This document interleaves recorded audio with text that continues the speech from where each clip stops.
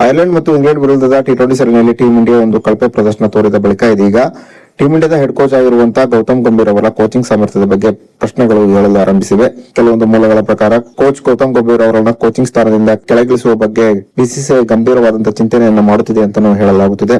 Coach Gambhir ಸ್ಥಾನಕ್ಕೆ ಹೊಸದಾಗಿ ಯಾವ ಕೋಚ್ ಅನ್ನ ಆಯ್ಕೆ ಮಾಡುವತ್ತ ಬಿಸಿಸಿಐ ಆಸಕ್ತಿಯನ್ನು ವಹಿಸುತ್ತಿದೆ ಎಂಬುದರ ಡೀಟೇಲ್ಸ್ ಅನ್ನ ಈ ವಿಡಿಯೋದಲ್ಲಿ ನಾವು ನಿಮ್ಮ ಜೊತೆ ಶೇರ್ ಮಾಡಲಿದ್ದೇವೆ. ಈ ಸುದ್ದಿಯ ಡೀಟೇಲ್ಸ್ ಅನ್ನ ಕೊಡುವುದಕ್ಕಿಂತ ಮುಂಚೆ ನೀವು ಟೀಂ ಇಂಡಿಯಾದ ಅಭಿಮಾನಿಗಳಾಗಿದ್ದಲ್ಲಿ ಈ ವಿಡಿಯೋಕ್ಕೊಂದು ಲೈಕ್ ಮಾಡಿ. ಹಾಗೆಯೇ ಟೀಂ ಇಂಡಿಯಾದ ಹೆಡ್ ಕೋಚ್ ಆಗಿ ಗೌತಮ್ ಗಂಭೀರ್ ಮುಂದುವರಿಯಬೇಕಾ ಅಥವಾ ಟೀಂ ಇಂಡಿಯಾಕ್ಕೆ ಹೊಸ ಹೆಡ್ ಕೋಚ್ ಬರಬೇಕೆಂಬ ನಿಮ್ಮ ಅನಿಸಿಕೆಯನ್ನ ತಪ್ಪದೇ ಕಮೆಂಟ್ ಬಾಕ್ಸ್ ಅಲ್ಲಿ ತಿಳಿಸಿ. ಕೂಡ ಐರ್ಲೆಂಡ್ ಮತ್ತು ಇಂಗ್ಲೆಂಡ್ ಎದುರಿನ ಟಿ20 ಸರಣಿಯಲ್ಲಿ ಟೀಂ ಇಂಡಿಯಾ ಕಳಪೆ ಪ್ರದರ್ಶನವನ್ನು ತೋರುವುದರ ಮೂಲಕ ಎರಡು ಸರಣಿಯಲ್ಲೂ ಕೂಡ ಟೀಂ ಇಂಡಿಯಾ ಹೀನಾಯವಾಗಿ ಸೋತಿದೆ. ಐರ್ಲೆಂಡ್ ಎದುರು ನಡೆದಂತಹ ಟಿ20 ಸರಣಿಯಲ್ಲಿ ಟೀಂ ಇಂಡಿಯಾ ಸೋಲಬಹುದೆಂಬ ನಿರೀಕ್ಷೆಯಲ್ಲಿ ಯಾರು ಕೂಡ ಇರಲಿಲ್ಲ. ಆದರೆ ಐರ್ಲೆಂಡ್ ಎದುರು ಟೀಂ ಇಂಡಿಯಾ ಅತ್ಯಂತ ಕಳಪೆ ಪ್ರದರ್ಶನವನ್ನು ತೋರುವುದರ ಮೂಲಕ ಸೋತಿತ್ತು. ಇನ್ನು ಇಂಗ್ಲೆಂಡ್ ಎದುರು ಕೂಡ ಟೀಂ ಇಂಡಿಯಾ ಒಂದೇ ಒಂದು ಟಿ20 ಪಂದ್ಯದಲ್ಲೂ ಕೂಡ ಗೆಲುವನ್ನು ಕಾಣಲಿಲ್ಲ.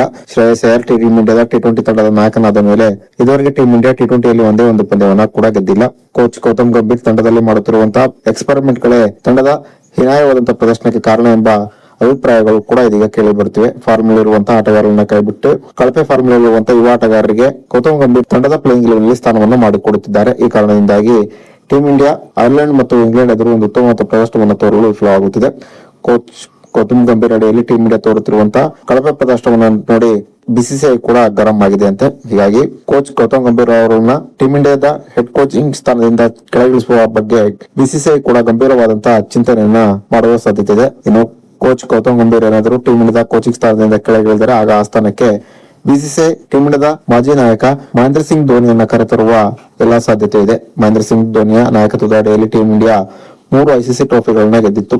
ಜೊತೆಗೆ ಐಪಿಎಲ್ ನಲ್ಲಿ 5 ಬಾರಿ ತಂಡವನ್ನ ಚಾಂಪಿಯನ್ ಅನ್ನಾಗಿ ಧೋನಿ ಮಾಡಿದ್ದಾರೆ. ಹೀಗಾಗಿ ಧೋನಿ ಏನಾದರೂ ಟೀಂ ಇಂಡಿಯಾದ ಹೆಡ್ ಕೋಚ್ ಆದರೆ ಆಗ ಟೀಂ ಇಂಡಿಯಾ ಒಂದು ಉತ್ತಮವಾದ ಪ್ರದರ್ಶನವನ್ನು ತೋರಬಹುದೆಂಬ ನಿರೀಕ್ಷೆಯಲ್ಲಿ ಬಿಸಿಸಿಐ ಇದೆ.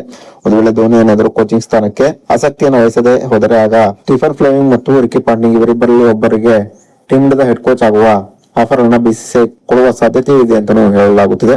ನಾಳೆ ಭಾರತ ಇಂಗ್ಲೆಂಡ್ ಎದುರು ಕಡೆಯ ಟಿ20 ಪಂದ್ಯವನ್ನ ಆಡಲಿದೆ. ಕನಿಷ್ಠ ಪಕ್ಷ ಕಡೆಯ ಟಿ20 ಪಂದ್ಯದಲ್ಲಾದರೂ ಟೀಂ ಇಂಡಿಯಾ ಗೆಲುವನ್ನ ಕಾಣುವುದರ ಮೂಲಕ ಇಂಗ್ಲೆಂಡ್ ನಲ್ಲಿ ಗೆಲುವಿನ ಖಾತೆಯನ್ನ ತೆರೆಯಲಿ ಎಂಬುದು ಟೀಂ ಇಂಡಿಯಾದ ಅಭಿಮಾನಿಗಳ ಆಸೆಯಾಗಿದೆ.